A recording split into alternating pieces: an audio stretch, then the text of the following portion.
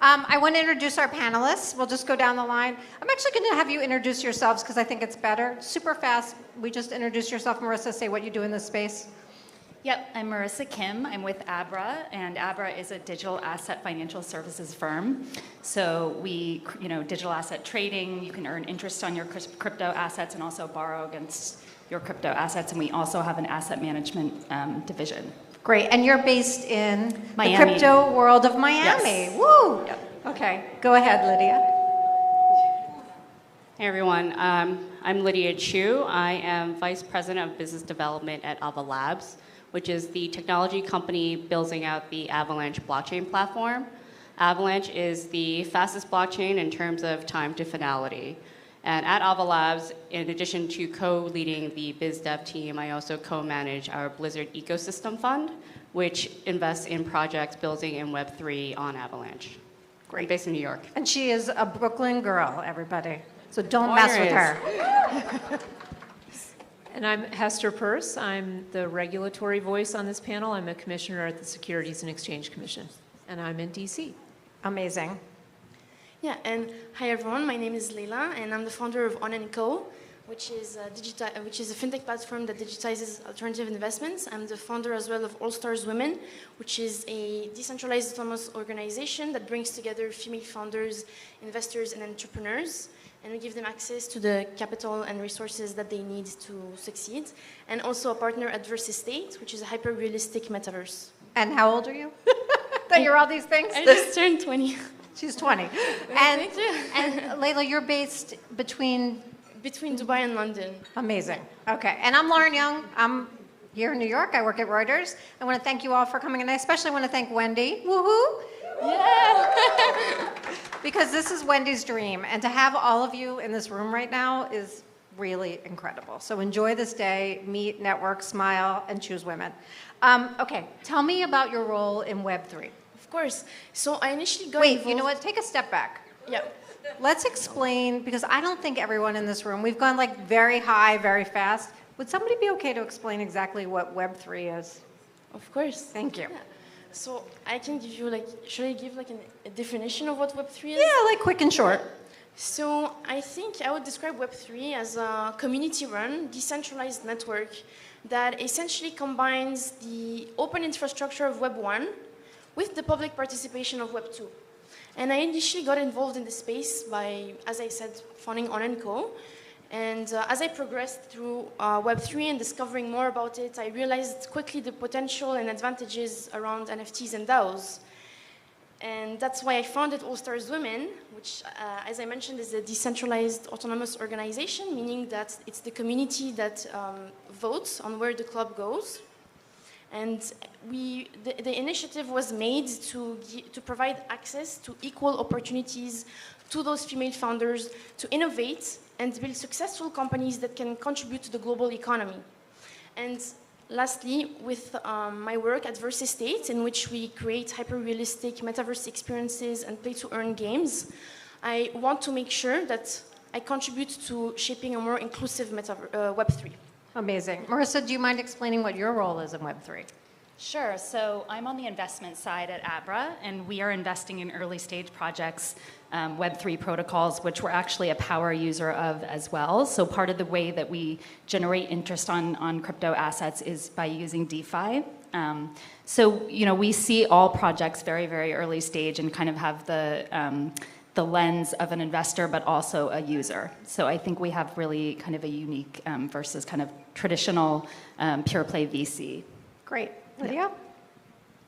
Yeah, at Ava Labs, we are building out the Avalanche blockchain platform and trying to really bring blockchain to mainstream adoption. And that's building out projects and tools that are easy for people to use. I think that is a big piece of making Web3 accessible to the broader population. We can kind of get into the weeds a little bit about how it's very cumbersome to actually onboard into Web3 in a little bit, but as far as what we're doing at Ava Labs and for the Avalanche ecosystem, it's really to make Web3 easier to use and be a part of. And Hester, I know you're a regulator, obviously, but how do you describe your role in Web3? What do you say? Well, as a regular, so the SEC has a role in anything securities related, and we've been around for a long time, so we certainly weren't designed with the idea of Web3 in mind. But we do have something to say anytime someone's raising capital, and so that's where our role comes in. You know, Web3 is very much in development, but I think what we're going to end up seeing is the traditional securities world merging with some of this new technology and some of these new ways of bringing people together to raise capital and build things. And so we'll certainly have a say there. So our panel is about the future, and I would love for you to look into your crystal balls and tell me a little bit about the future benefits of a decentralized and open internet. I'll start with you, Hester, because it's probably something that you think about a lot. Yeah, and I think it's important to underscore that as a regulator, my imagination is limited. So I like to point to technologists and folks like my co-panelists who are thinking much more, they're much more forward-thinking than I am. What my role really is to build a regulatory environment in which people can experiment and can figure out what is this new world going to look like. And from my perspective, what I see as most promising is some of this technology allows new ways to bring people together, to build things together in ways that they haven't been able to do before. That's a powerful concept. It does have implications for the legal framework, has implications on how that growth might happen, but I think that's very important. And the other thing that I think about a lot as a capital markets regulator is how can we get more people involved in contributing their talents, time, and money to the broader economy, and then also drawing on our capital markets to build the things that they want to build. So that's kind of what I'm hopeful that I can be our agency can be a positive force in building a sensible regulatory framework within which some of this experimentation can occur. Go ahead, Lydia. I want to hear what your crystal ball looks like.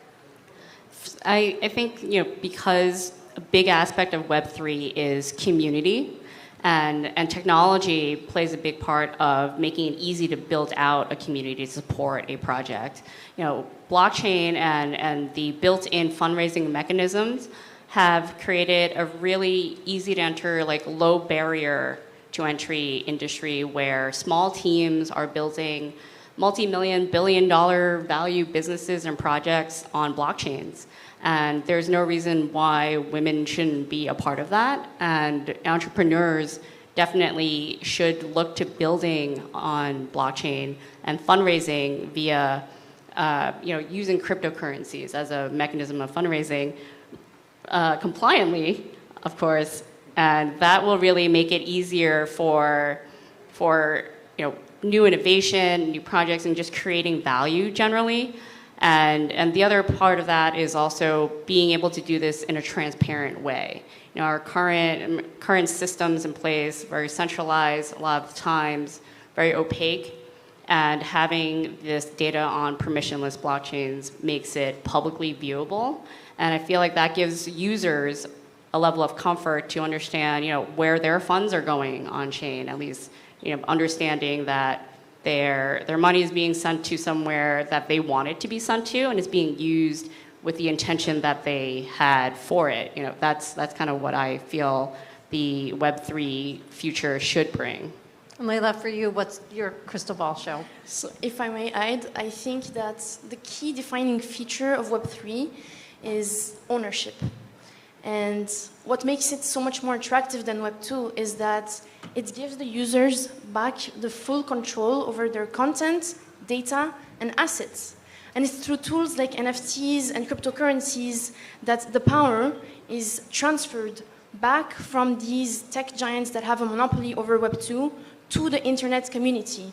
And this is what really gives, this is really what makes Web3 more inclusive and autonomous and transparent.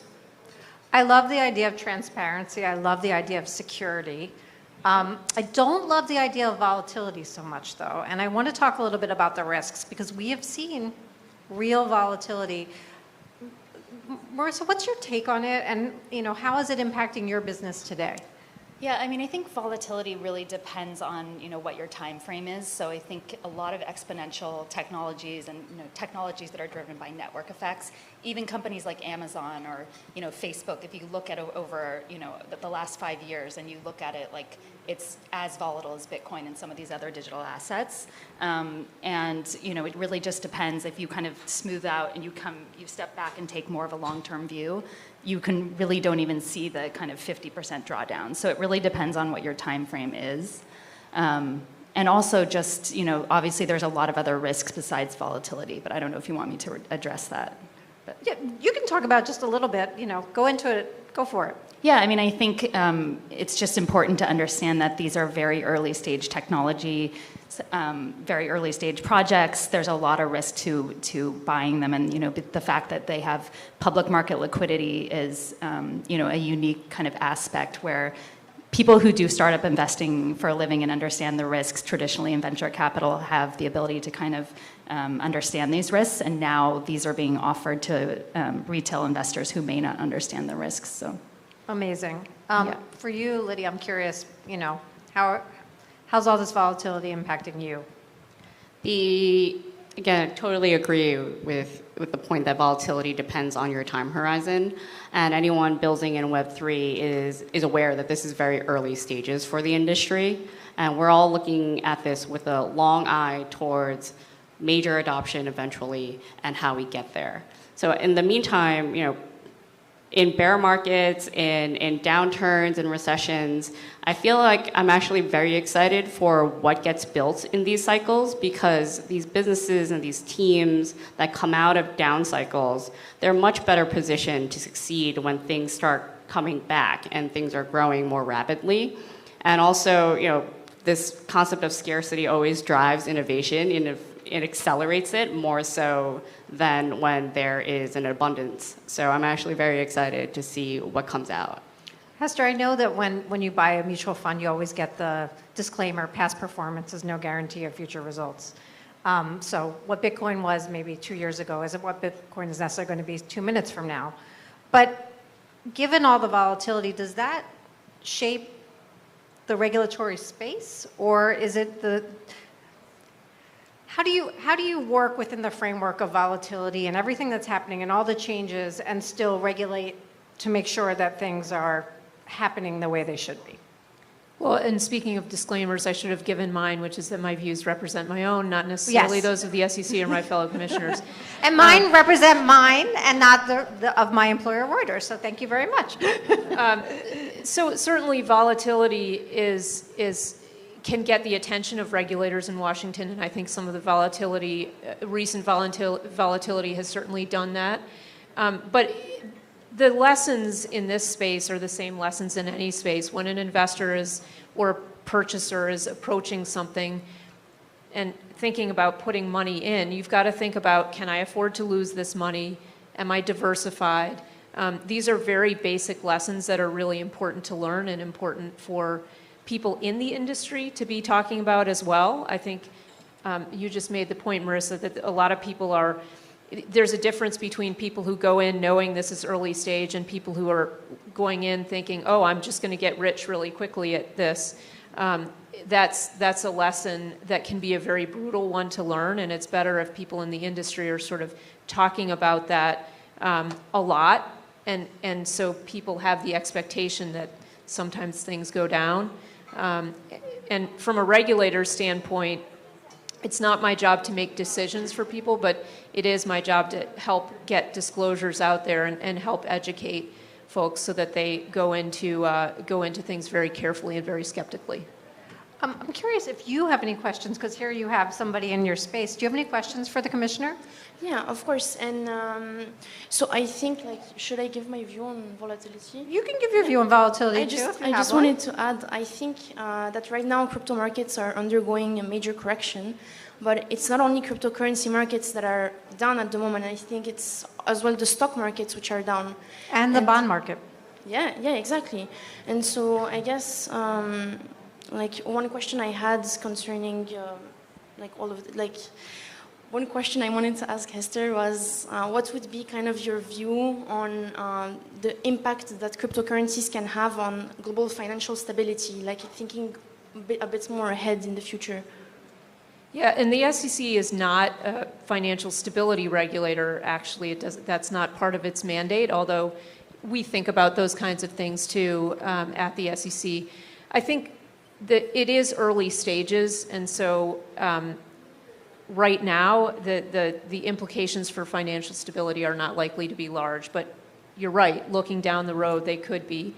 And so I think that's why it's important now to think about building a regulatory framework within which some of this can develop so that you have, the regulators have insight and can sort of see what's coming. Now, one of the benefits of the technology is the transparency, the ability to see what's going on. The open source code nature actually is a huge benefit for a regulator, as long as we have people at our agencies who can read code and kind of think about what some of the implications are. But we should be looking at it now, and I think you see a lot of interest now in Congress and among regulators to try to get a framework built now while the technology is still young, so that we're prepared for when it's bigger and may have more systemic effects. Amazing. Lydia, do you have any questions? I think you did have a question for the commissioner too. Yeah, I definitely do. So I made them do all the work. My personal view is that the space does need sensible regulation to encourage growth and allow, legitimate projects and businesses to flourish. But, we are seeing very contrasting views from other commissioners at the SEC and other policymakers. So one of the things that we're focused on at Ava Labs is working with policymakers to educate and inform. So one of the things that I want to know is what can other companies like Ava Labs and other players in the Web3 space do better to work with regulators and policymakers like yourself to kind of make sure that regulation doesn't stifle innovation? Well, I think having concrete conversations about what a regulatory framework would look like are helpful. So I put out a safe harbor proposal, which was my suggestion just to kind of get the ball rolling on talking about what regulation might look like in this space. It's on GitHub, so if anyone wants to comment on it, go for it. But I think there's also an important role to play in just coming in and explaining to us what it is you see down the road and what some concrete use cases are right now. Because candidly, a lot of what we see from Washington is just a lot of people eager to make a lot of money really quickly. It's not people taking the long view, it's people taking the very short view. And so I think at least initially when I came into my current job in 2018, a lot of regulators were just holding their breath and assuming that crypto would be gone and that we wouldn't have to deal with it. I think there's now more of a realization that it's here to stay. So come talk to us about what it is that you actually think that this will be doing, what benefits it will be giving to society. If you have concrete examples of what's happening now, that's also very helpful. What's the best way for people to do that, to give you input? I mean, my door is always open, so you can come talk to me anytime. Commissioner Peirce at sec.gov is how you get to me. But, I mean, you can call up the other commissioners, too. Most of them have an open door policy as well. Chair Gensler has a crypto person in his office who you can talk to. There really needs to be outreach. I think now a lot of people are hesitant to come and talk to us, which we always say, because we've been taking a very enforcement-first approach instead of building the sensible regulation approach. And I'm hoping that I can turn that around, but it's been quite frustrating for me in my position to see an unwillingness to try to think about how we can use our exemptive authorities to build a better regulatory regime. Marissa, what would you like to ask? So I've heard from a lot of people in the crypto space that they would like one crypto regulator rather than this kind of disparate approach across agencies where agencies are kind of competing for jurisdiction over the crypto industry. So I guess I'm wondering if you guys have discussed this, or maybe, I don't know if you can say, but what's your view on having one regulator that's kind of in charge of the ecosystem? Yeah, and it's not only people in the crypto industry, but you're seeing some people in Congress saying these existing regulators, all they're doing is fighting for jurisdiction, and they're not actually doing anything productive in this space, so maybe we'll just create a separate regulator. And there's some, I can understand the desire for that. If you built a separate crypto regulator, you'd have people who are knowledgeable about the industry. It would be, you know, an agency full of those kind of people. And so maybe you'd have more flexible, more sensible regulation. But one lesson I've learned from my many years now in Washington is anytime you add a regulator, you just have the existing regulators plus one, and things just get more complicated. So be careful of what you wish for. And second, I would say if the vision that you all have laid out in your crystal balls comes to pass, you're going to see the crypto world and the traditional world merging. And so every existing regulator, whether it's a financial regulator like mine or any kind of other regulator in Washington, is going to have some touch on crypto. So it's better, I think, to work with existing regulatory frameworks to figure out how they can accommodate crypto as it develops and matures. And we have tools at the SEC, we have tools to do that. So I think it's probably more effective to work within that existing framework, though I certainly understand the frustration that has led people to call for a separate crypto regulator. So ultimately, it's Congress's decision, and I will defer to whatever it is they decide. Lydia, I'm curious, how long do you think it will be before Web3 truly is the industry standard, that we're not talking about Web 2? And even, I mean, some websites still look like Web 1, let's face it, so. I think you'll find that some sites for Web3 also look like Web 1, but Don't name the names here. I won't. Yeah, a lot of people share this view, and I agree that, you know, in the span of the next 5 to 10 years, you know, Web3, blockchain, it'll just be there and it'll just be used. The evolution it won't be a revolution. It'll just be similar to cloud computing. You know, how many mobile apps, how many companies have been built on cloud computing? And the average user has no idea, or doesn't really. And, you know, I feel like that's what's going to happen with Web3 when we figure out how to make it easy for people to create wallets and, you know, like Leila said, you know, really explore ownership in the Web3 sense, where, you know, currently the process is you have this like 12 or 24 word seed phrase that if you lose access to everything in your wallet. Yeah. Talk a little bit about that, Marissa, who actually lost her pass and couldn't get into the UN today until seconds before our panel. And it was a really good analogy of like, how do you keep track and not lose the all-important phrase and lose all your data and lose your, you know, $1 million, $1 billion in Bitcoin? What, do you think about that a lot? Yeah, I mean, I think one of the kind of early value props for Bitcoin and a lot of digital assets was that you can be your own bank, because there's a lot of people who really want to move outside the traditional financial system. But the problem with being your own bank is that you also have to be responsible as an individual over, you know, your assets. So and your pass. Yeah, and your pass. But there's also a lot of centralized companies that, like Abra and others, that will help you kind of manage your crypto assets, and many people just choose to do it that way. So there's kind of the traditional, you know, early people in the space that were really about, you know, hold your keys, your private keys, and then others who are just, you know, about the practical approach. I'm curious, how many people in this room, and if you want to raise your hand, fine. If you are worried that you're going to get jumped when you go outside, it's okay, there's New York. How many people here invest in crypto?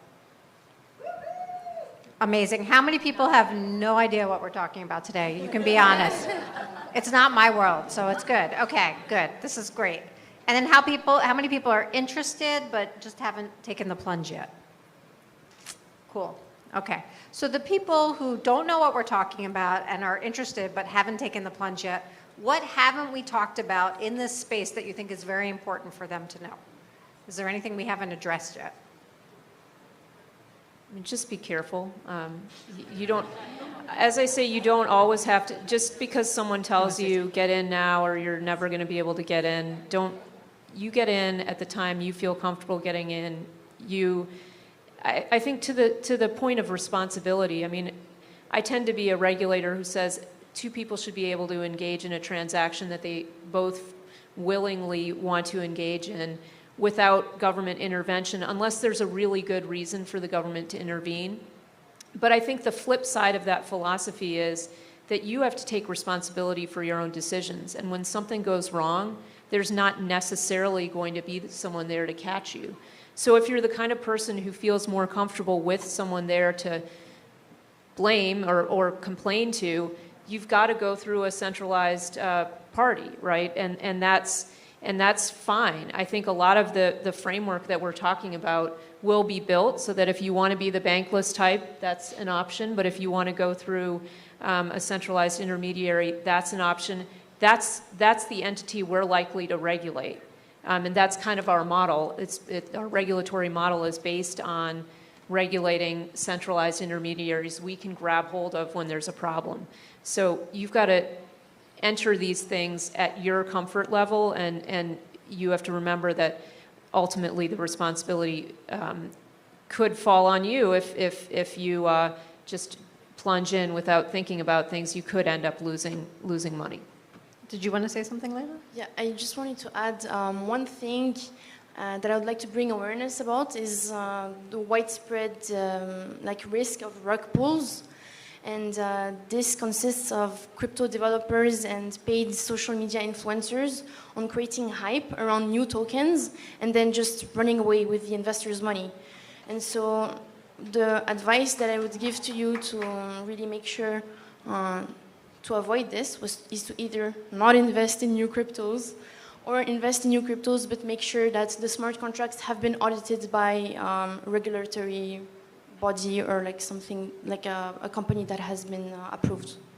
So we only have a few minutes left, and this is Women's Entrepreneurship Day adjacent, because that'll be in November, but we are celebrating women today, and I want to celebrate these amazing women and their careers. What advice do you have, Marissa, for women that are venturing into this space? What do they need to know, and how do you succeed? Yeah, I mean, I think the fact that it's such a new industry, it's not, I think it's a lot easier to actually get involved than traditional industries that, there's kind of really set ways to get involved. So I think it's really, and the ethos of the ecosystem is really open and permissionless. So it's really about just educating yourself. There's lots of good, podcasts to listen to, blogs. What are your favorite podcasts?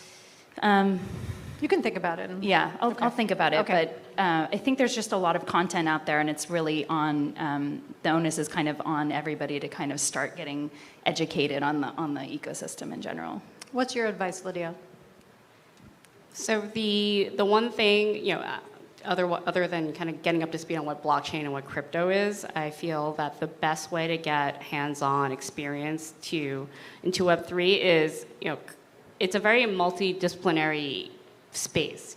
Any passion that you have, you can probably find a community or a project and just become a part of that community. Really, get access to it could be tokens, it could be NFTs, but you could be a gamer and play games on chain. You can be a collector of art, and there are tons of art projects that in different types of styles. So definitely just become part of a community that speaks to you. Get first-hand experience, get in there, and just kind of expand and go, I guess, top up as opposed to like start from the bottom down or bottom up. Sorry, top down, bottom up. So I think just kind of get involved. Hester, in the world of regulation, male-female ratio, what would you say it is? Oh, I don't know. I mean, there are a lot of women who are regulators. I think the most important thing, no matter what sphere you're in, is to be intellectually curious and to know that you have something you can learn from everyone you meet. You also have something to contribute, but don't hesitate to learn from others as well. What's your advice for women who want to get involved? I think, as Lydia mentioned, I think Web3 is all about community and community building. And not to be I'm not here on my marketing tour, but join AllStarsWomen because it's actually made for that, and we really want, like, our mission is to help close the gender funding gap for females and really provide them with more access and opportunities in whether you're a founder or you want to learn more about crypto, or even if you don't know anything about crypto, like, you're more than welcome. And I think that's the most important, and to really keep inclusivity in mind to build a better society, because it's still a blank canvas and we have the opportunity to do that, and now is the perfect time for females to seize it. Yeah. And you like literally went almost to the end. Thank you so much. Marissa, Lydia, Hester, Leila, round of applause. Thank you. Thank you, everyone.